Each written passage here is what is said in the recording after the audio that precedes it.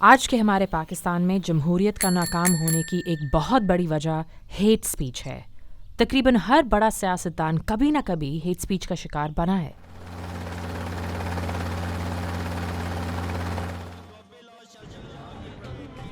کیونکہ سیاستدان اور پریشر گروپس ایک دوسرے کے ساتھ بحث و مباحثے کی بجائے الٹے سیدھے القاب دینا شروع ہو جاتے ہیں۔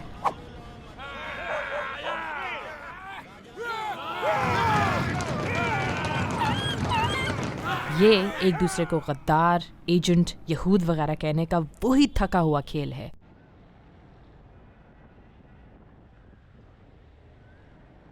وہ تمام الفاظ جو عوام کو بھڑکانے کے لیے استعمال کیے جاتے ہیں۔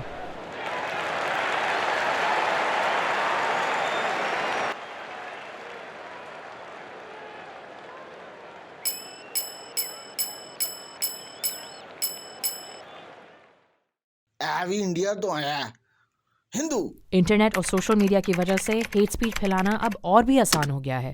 کچھ صدیوں پہلے تک کسی کے خلاف اخبار میں توہین آمیز ایڈ چھپانے کی ایک رقم تھی، اب کسی کو آن لائن پوسٹ کے ذریعے بدنام کرنا بالکل مفت ہے۔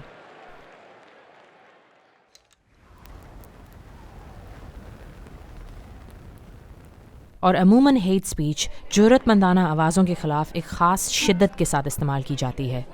وہ لوگ جو طاقت کے ڈھانچوں اور اشرافیہ کو چیلنج کرنے کا کام کر رہے ہوتے ہیں۔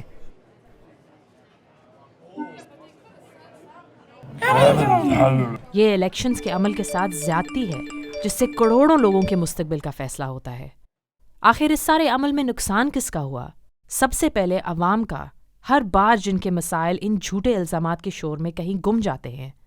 دوسرا، ایسی جماعتوں کا جن کی کریڈیبلٹی بار بار صفر ہو جاتی ہے۔